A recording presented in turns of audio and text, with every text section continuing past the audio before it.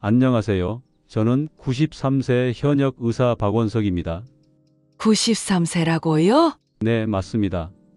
저는 지금도 매일 아침 8시부터 진료를 봅니다. 3층까지 계단을 이용하고 주말이면 손주들과 놀아주죠. 많은 분들이 제 나이를 듣고 놀라십니다. 하지만 더 놀라운 사실이 있습니다. 오늘날 우리나라 65세 이상 노인 3명 중 2명이 만성질환을 앓고 있다는 사실 알고 계셨나요? 대부분의 어르신들이 고혈압, 당뇨, 관절염으로 고통받고 계십니다. 심지어 우울증까지 겪고 계시죠. 나도 곧 저렇게 되는 건 아닐까? 이대로 자녀들에게 짐이 되는 건 아닐까? 요양원에 가게 되는 건 아닐까? 이런 불안감이 드시나요? 저도 그랬습니다. 67세에 심근경색으로 쓰러졌을 때 저는 숨 쉬는 것조차 힘들었고 2달간 병원 침대에 누워 있어야 했습니다. 하지만 지금은 매일 진료를 보고 주말에는 손주들과 공원도 산책하는 수준까지 회복했습니다. 많은 분들이 어떻게 이게 가능하냐고 물으십니다. 특별한 약초나 비싼 영양제를 드시는 건가요? 아니면 매일 헬스장에서 3시간씩 운동하시나요? 전혀 그렇지 않습니다. 의사로서 저는 놀랍도록 간단한 해결책을 발견했습니다. 사실 대부분의 노인분들은 건강 문제에 직면하면 이제 나이가 들었으니까 어쩔 수 없지 라며 체념하거나 포기하곤 합니다. 하지만 제가 60년의 의사 경험을 통해 알게 된 사실은 건강하게 80, 90대를 보내는 분들에게는 딱 이것이 있었습니다. 놀랍게도 이건 매일 5분이면 충분한 관리법입니다. 이 영상을 끝까지 보시면 아침에 가뿐하게 일어나 하루를 활기차게 시작하는 법, 그리고 관절통 없이 즐겁게 움직이는 방법을 알게 되실 겁니다. 이미 늦었다고 생각하시나요? 제 말을 믿으세요. 지금 시작해도 결코 늦지 않습니다. 더 많은 건강 비결을 계속 받아보시려면 지금 바로 구독 버튼을 눌러주세요. 알림 설정을 해두시면 제 다음 건강 비결을 놓치지 않으실 겁니다. 이 영상이 도움이 되셨다면 좋아요 버튼도 꼭 눌러주세요. 여러분의 작은 응원이 저에게는 큰 힘이 됩니다. 자, 이제 제가 60년간의 의료 경험을 통해 발견한 놀라운 건강 비밀을 함께 나눠볼까요? 특히 주말만 무리하는 등산이 얼마나 위험한지, 그리고 일상 속 작은 습관이 어떻게 93세까지 건강하게 살 수 있게 하는지 알려드리겠습니다. 여러분은 등산이 최고의 운동이라고 생각하세요? 저도 그렇게 믿었습니다. 40년 넘게 의사 생활을 하면서도 말이죠. 매주 토요일이면 어김없이 북한산을 찾았습니다. 아내가 걱정할 때마다 이렇게 말했죠. 여보, 걱정 마. 난 의사야. 내 몸 하나 챙기는 건 일도 아니야 라고요. 정말 자신만만했습니다. 환자들에게도 늘 등산을 권했죠. 주말마다 한 번씩 등산하면 건강해질 수 있습니다. 산에 다녀오면 모든 게 해결됩니다. 등산이야말로 최고의 건강관리법입니다. 그런데 그게 제 착각이었다는 걸 67세가 되어서야 알게 됐습니다. 그날은 평범한 월요일 아침이었습니다. 이틀 전 주말에도 어김없이 등산을 다녀왔죠. 평소보다 좀 더 높이 올라갔던 것 같습니다. 약간 피로가 있었지만 늘 그랬듯 무시했죠. 주말 등산으로 체력이 더 좋아질 거야. 이렇게 생각하며 진료를 시작했습니다. 첫 번째 환자를 진찰하는 중이었습니다. 갑자기 가슴이 답답해졌습니다. 별거 아니되다 하고 넘기려는 순간 그대로 바닥에 쓰러졌습니다. 다행히 제가 병원에 있었기에 즉시 응급처치를 받을 수 있었죠. 하지만 진단 결과는 충격적이었습니다. 심근경색이었습니다. 응급실 의사가 물었습니다. 선생님, 평소 운동은 하셨나요? 네, 매주 등산을 했습니다. 아, 그게 문제였을 수 있겠네요. 그 말을 듣는 순간 머리가 멍해졌습니다. 40년 넘게 의사 생활을 하면서 수없이 많은 환자들에게 권했던 그 운동. 그게 오히려 제 건강을 해쳤다니 말도 안 되는 것 같았습니다. 하지만 현실이었습니다. 제가 그때 얼마나 충격을 받았는지 아시겠어요? 의학학회에서 건강관리에 대한 강의까지 했던 의사가 정작 자신의 건강은 제대로 돌보지 못했다는 사실을 인정하는 것은 너무나 부끄러운 일이었습니다. 더 이상한 건 저와 비슷한 방식으로 운동하던 의사 동료들도 심혈관 질환으로 고생하는 경우가 많았다는 겁니다. 우리는 왜 이 분명한 패턴을 알아차리지 못했을까요? 여러분, 잠시 생각해 보세요. 일주일 내내 책상 앞에 앉아 있다가 주말에 갑자기 높은 산을 오르는 것, 정말 건강에 좋을까요? 우리 몸은 기계가 아닙니다.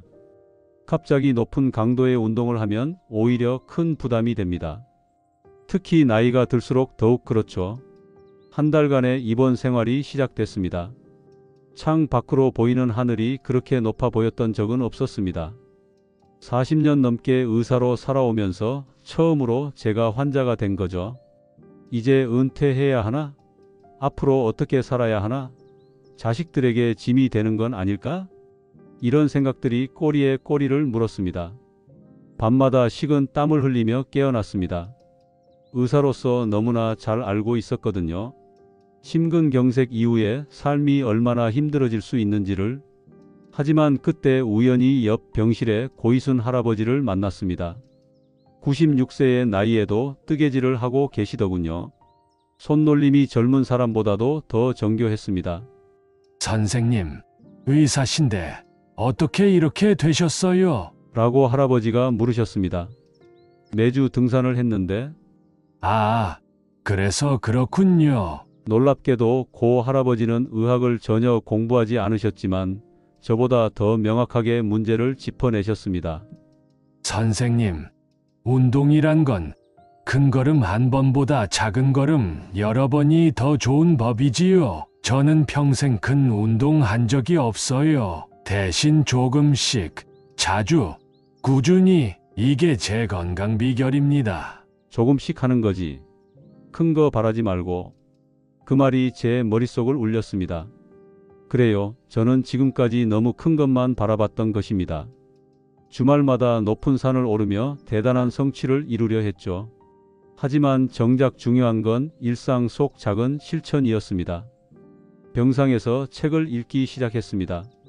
전 세계 장수 마을들의 생활 습관, 노하우와 건강에 대한 최신 연구들, 심장 질환자들의 회복 사례까지 수천 페이지의 자료를 분석했죠. 놀라운 사실들이 하나둘 발견되기 시작했습니다. 이탈리아의 작은 마을 살디니아에서는 90세 이상 노인들이 등산은커녕 격렬한 운동을 전혀 하지 않았습니다. 대신 하루 종일 조금씩 움직이면서 생활했죠. 일본 오키나와의 100세 노인들도 마찬가지였습니다. 특별한 운동 대신 가벼운 산책과 집안일을 꾸준히 하는 것이 전부였습니다. 제가 이 연구를 더 깊이 파고들면서 발견한 가장 흥미로운 사실은 블루존이라 불리는 세계의 장수 지역들 사이의 공통점이었습니다. 이탈리아 살디니아, 일본 오키나와, 그리스 이카리아, 코스타리카 니코야, 미국 캘리포니아 로마린다. 이 모든 곳의 노인들은 계획된 운동보다는 자연스러운 움직임이 많았습니다.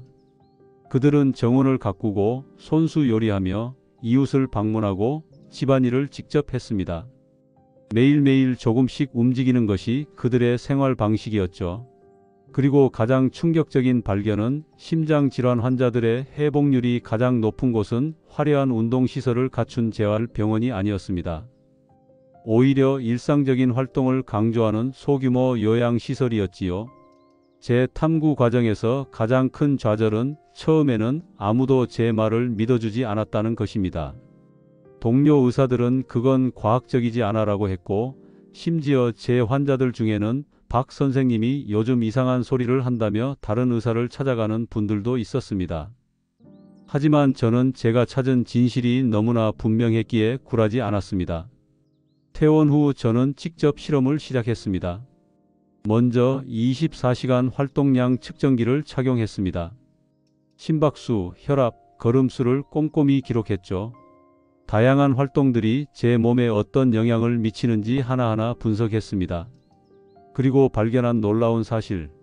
10분 동안 빠르게 걷기와 2시간 등산을 비교했을 때 심장에 가해지는 부담은 등산이 훨씬 컸지만 실제 건강상의 이점은 오히려 가벼운 걷기에서 더 크게 나타났습니다. 계단 오르기 3분과 30분 뛰기를 비교했을 때도 비슷한 결과가 나왔죠. 짧지만 꾸준한 활동이 오히려 더 효과적이었습니다. 특히 흥미로웠던 것은 시간 분배였습니다. 하루에 한 번 1시간 운동하는 것보다 하루 종일 5분씩 12번 움직이는 것이 혈압 안정과 혈당 조절에 훨씬 더 도움이 됐습니다.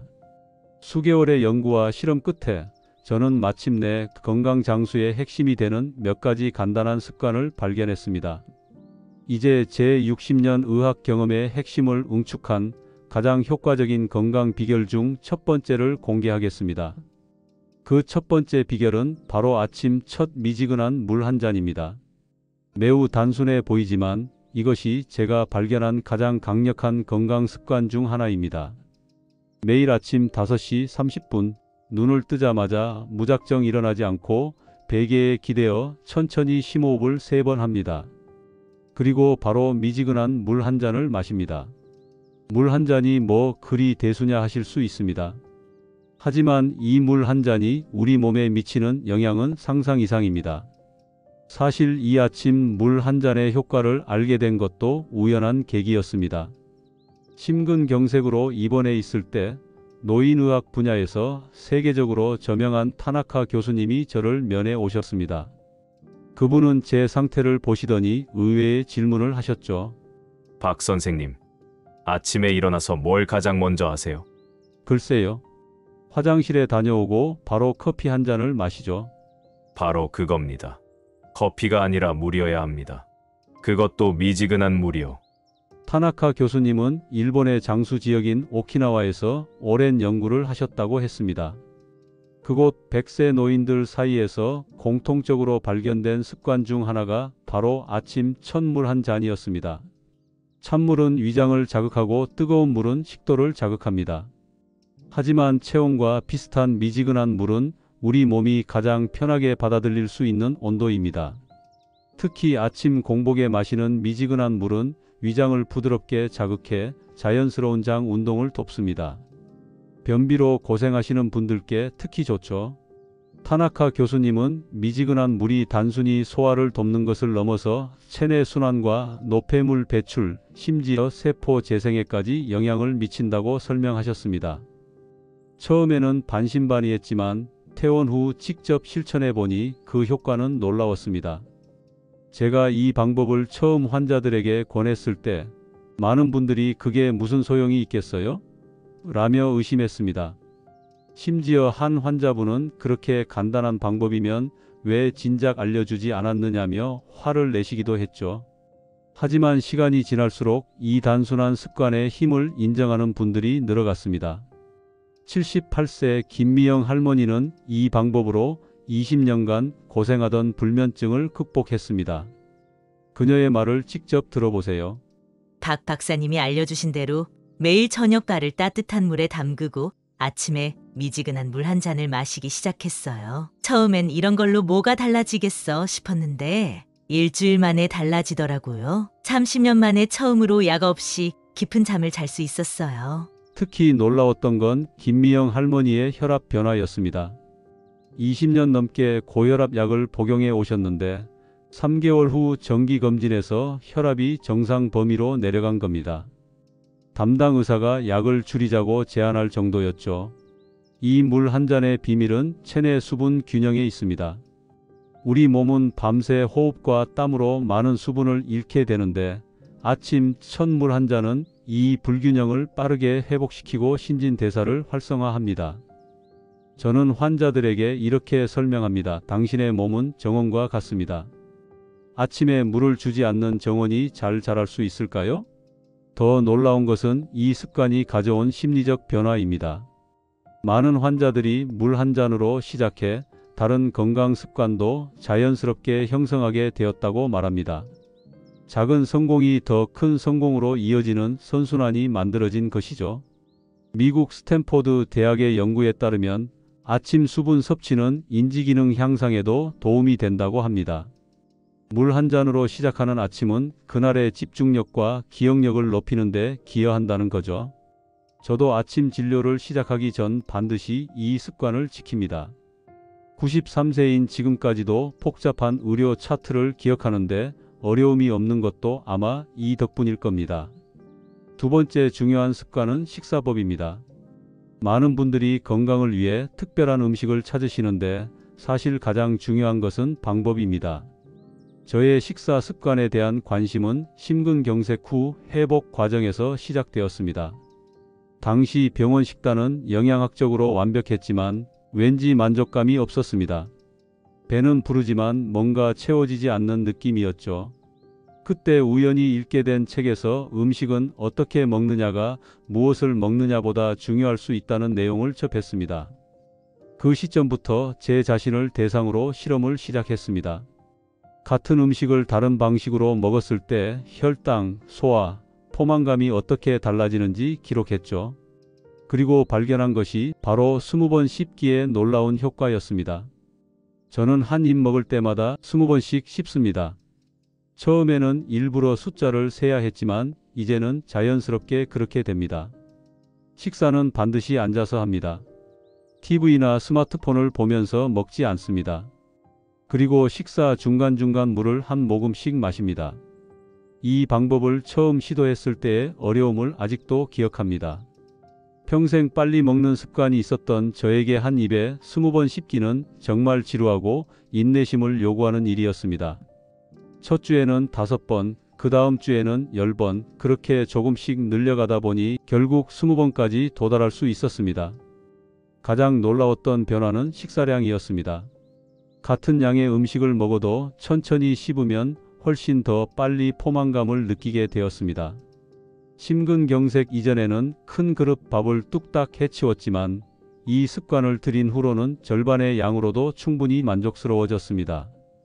영양학을 공부하면서 알게 된 사실인데 음식을 충분히 씹는 것은 소화효소 분비를 촉진합니다. 입안에서 시작되는 소화 과정이 전체 소화 시스템에 영향을 주는 거죠. 특히 탄수화물 소화에 중요한 아밀라아제라는 효소는 침에 풍부하게 포함되어 있어서 충분히 씹을수록 탄수화물 분해가 효율적으로 이루어집니다. 83세 최영수 할아버지는 이 식사 습관을 통해 만성 당뇨를 안정시켰습니다. 그의 사례는 특히 인상적입니다. 처음 박 선생님을 만났을 때는 인슐린 주사 없이는 하루도 살 수 없었습니다. 당화혈색소는 9.8%로 위험 수준이었죠. 식사법을 바꾸라는 말씀을 듣고 처음엔 반신반의했어요. 그런데 최 할아버지는 3개월 동안 식사량을 줄이지 않고 오직 방법만 바꾸셨습니다. 한 입에 20번씩 꼭꼭 씹고 식사 중간마다 물을 마시고 TV를 끄고 집중해서 식사하는 것이 전부였습니다. 그런데 3개월 후 당화혈색소가 7.2%로 내려갔고 1년 후에는 인슐린 주사를 중단할 수 있게 되었습니다. 박 선생님, 믿기 힘들겠지만 40년간 고생하던 당뇨가 이제는 거의 문제가 안 됩니다. 인슐린 주사에 의존하지 않고도 혈당 조절이 가능해졌어요. 최 할아버지의 사례가 항상 쉬웠던 것은 아닙니다. 처음 몇 주간은 계속 옛날 습관으로 돌아가곤 했습니다. 특히 바쁠 때나 외식할 때는 더 그랬죠. 그래서 제가 조언드린 것이 식사 명상이었습니다. 매 식사 전에 30초 동안 눈을 감고 깊게 심호흡하며 이번 식사는 천천히 의식적으로 하겠다고 마음속으로 다짐하는 것입니다. 이 작은 의식이 놀라운 변화를 가져왔습니다. 천천히 씹는 습관의 또 다른 이점은 식재료 본연의 맛을 더 풍부하게 느낄 수 있다는 것입니다. 최 할아버지는 이렇게 말씀하셨죠. 40년 만에 처음으로 음식의 진짜 맛을 알게 되었어요. 전에는 그냥 배고픔을 채우는 행위였는데 이제는 매 끼니가 작은 축제 같아요. 일본 오키나와 지역 사람들은 하라치부라는 원칙을 갖고 있습니다. 위에 80%만 채우고 식사를 마친다는 뜻인데 그들의 장수 비결 중 하나로 꼽힙니다. 천천히 씹다 보면 자연스럽게 이 원칙을 따르게 된다는 사실이 흥미롭습니다. 이 모든 습관이 갑자기 한꺼번에 형성된 것은 아닙니다. 저도 처음에는 수없이 실패했고 여러 번 포기하고 싶었습니다. 그러나 꾸준히 시도한 결과 이제는 식사 방법이 완전히 바뀌었고 그에 따른 건강상의 혜택을 누리고 있습니다. 이제 제가 이 방법으로 도움을 드린 환자분들의 놀라운 회복 사례를 들려드리겠습니다. 먼저 이창수님의 이야기부터 시작하겠습니다. 3년 전 그가 처음 제 진료실 문을 열었을 때의 모습이 아직도 선명합니다. 81세의 나이에 심각한 관절염으로 거의 걷지 못할 정도였습니다. 다른 병원에서는 평생 휠체어를 사용해야 할 것이라는 절망적인 진단을 받았다고 했습니다. 선생님, 저는 그저 손주들과 공원을 걸을 수 있으면 좋겠습니다. 이대로 가족들에게 짐이 될까봐 너무 괴롭습니다. 그의 눈에서 절실함이 느껴졌습니다. 저는 그날 밤 잠을 이루지 못했습니다. 제가 67세에 쓰러졌을 때의 절망감이 떠올랐거든요. 다음 날 저는 그에게 제안했습니다. 하루에 단 5분만 투자해 보시겠습니까? 처음에는 의아해 하셨습니다. 이미 많은 치료법을 시도해 봤는데 5분이 무슨 의미가 있냐고요? 하지만 저는 확신했습니다. 제가 24년간 연구하고 해온 방법이었으니까요. 이창수님은 제 제안을 받아들이셨습니다. 매일 아침 미지근한 물 한 잔으로 시작했습니다. 매 식사 때마다 20번씩 꼭꼭 씹었습니다. 하루에 딱 5분 맨손 체조를 했습니다. 잠들기 전 10분간 감사한 일들을 떠올렸습니다. 너무나 작은 변화였지만 놀라운 일이 일어나기 시작했습니다. 한 달 후 통증이 조금씩 줄어들었습니다. 2달 후 짧은 거리를 지팡이 없이 걸을 수 있게 되었습니다. 6개월 후에는 집 근처 공원을 한 바퀴 돌 수 있게 되었죠. 그리고 1년 후 선생님, 믿기지 않지만 제가 손주와 함께 공원을 한 바퀴 돌았어요. 한 번도 쉬지 않고요. 손주놈 놀라는 얼굴을 보셨어야 했는데 이렇게 행복할 줄 몰랐습니다. 지금 이창수님은 84세입니다. 매일 아침 공원을 산책하시고 일주일에 2번은 손주와 함께 미술관에 가십니다. 의사들이 불가능하다고 했던 일을 해내신 겁니다. 이창수님의 회복 과정이 순탄하기만 했던 것은 아닙니다. 2달째 되었을 때 갑자기 의욕을 잃으셨던 적이 있었습니다. 박 선생님, 안 되겠어요. 효과가 있는 것 같기도 하고 없는 것 같기도 하고 그냥 포기할까 합니다. 그때 제가 해드린 조언이 있습니다. 이창수님, 건강은 마라톤과 같습니다. 단거리 경주가 아니에요. 당장의 변화보다 꾸준함이 중요합니다. 일기장에 매일의 작은 성취를 기록해 보세요. 그렇게 시작한 건강일기가 그분의 삶을 바꾸었습니다.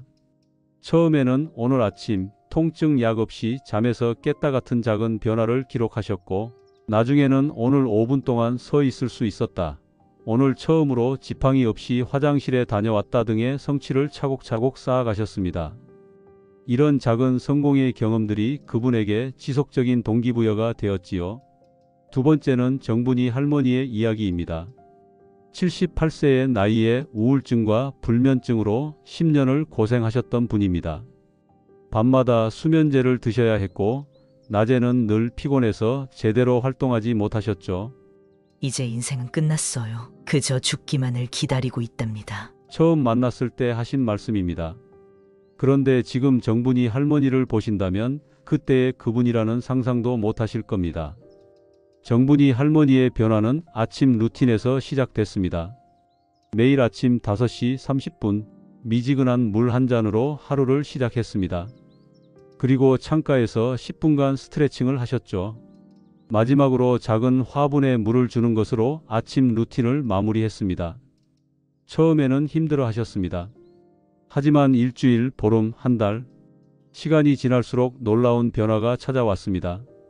선생님, 요즘은 자다가 새벽에 저절로 눈이 떠져요. 두 수면제도 끊었답니다. 앞집 할머니랑 매일 아침 공원을 산책해요. 손주들이 놀러와도 이제는 피곤하지 않아요. 오히려 제가 더 신나서 놀아준답니다. 지금까지 일상 속 작은 습관들의 놀라운 효과와 실제 회복 사례에 대해 알아보았습니다. 작은 습관들이 모여 큰 변화를 만든다는 것을 보셨을 겁니다. 그런데 너무 많은데 어떻게 다 실천해야 할지 어려워요 라고 생각하실 수 있습니다. 걱정 마세요. 저는 60년간의 의학 경험을 통해 가장 효과적이면서도 계속할 수 있는 방법을 찾아냈습니다. 가장 중요한 것은 한 번에 모든 것을 바꾸려 하지 않는 것입니다. 조금씩 바꾸는 것이 가장 효과적이고 오래 계속할 수 있습니다. 먼저 요일별로 한 가지 습관에 집중하세요. 월요일은 아침 물 한 잔 마시기, 수요일은 식사 천천히 하기, 금요일은 가벼운 스트레칭의 날로 정하세요. 이렇게 하면 부담 없이 각 습관을 차근차근 형성할 수 있습니다. 두 번째로 각 습관마다 딱 5분만 시간을 내세요. 단 5분만 투자하세요. 5분은 누구나 만들 수 있는 시간입니다. 저는 93세의 현역 의사로서 말씀드립니다. 건강을 위한 가장 중요한 비결은 대단한 것이 아니라 작은 습관을 꾸준히 실천하는 것입니다. 조금씩 바꾸는 힘을 믿으세요. 너무 늦었다고 생각하시나요? 절대 그렇지 않습니다. 저는 60년 넘게 수많은 노인 환자를 진료해 왔습니다. 가장 놀라운 변화를 보인 환자들은 80대, 심지어 90대에 이런 관리법을 시작한 분들이었습니다. 86세 박정희 할머니는 하루 5분 관리법을 시작한 지 6개월 만에 혈압약 양을 절반으로 줄였고 10년간 시달렸던 불면증 문제도 해결했습니다. 박사님, 80대 중반에 이렇게 건강해질 수 있다니 정말 꿈만 같아요. 이제는 매일 아침이 기다려져요. 93세 이상철 할아버지는 이 방법으로 오랜 통증을 크게 줄이고 지팡이 없이 걸을 수 있게 되었습니다. 늦게 배운 도둑질이 무섭다더니 늦게 배운 건강법이 이렇게 효과 좋을 줄 몰랐습니다. 손주와 함께 공원을 산책할 수 있다는 게 얼마나 행복한 일인지 모릅니다. 여러분, 저는 93세의 현역 의사로서 자신 있게 말씀드립니다. 건강하고 오래 사는 비결은 어렵지 않습니다. 단지 우리가 평생 소홀히 여겼던 일상 속 작은 습관들에 관심을 기울이는 것뿐입니다. 오늘부터 시작하세요. 매일 5분씩 작은 습관을 실천하는 것만으로도 여러분의 건강은 놀라운 변화를 경험할 것입니다. 작은 변화가 인생을 바꿉니다. 저는 93세, 여전히 환자를 진료하고 매주 가벼운 산책을 즐기며 손주들과 놀아줄 수 있는 체력을 유지하고 있습니다. 여러분도 할 수 있습니다. 물론 제가 오늘 말씀드린 방법들이 모든 분께 똑같이 적용되진 않을 수 있습니다. 개인의 건강 상태에 따라 효과가 다를 수 있으니 심각한 건강 문제가 있으신 분들은 반드시 담당 의사와 상담하시기 바랍니다.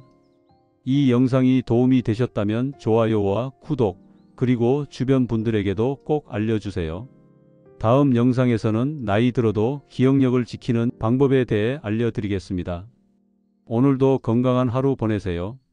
박원석 박사가 응원합니다.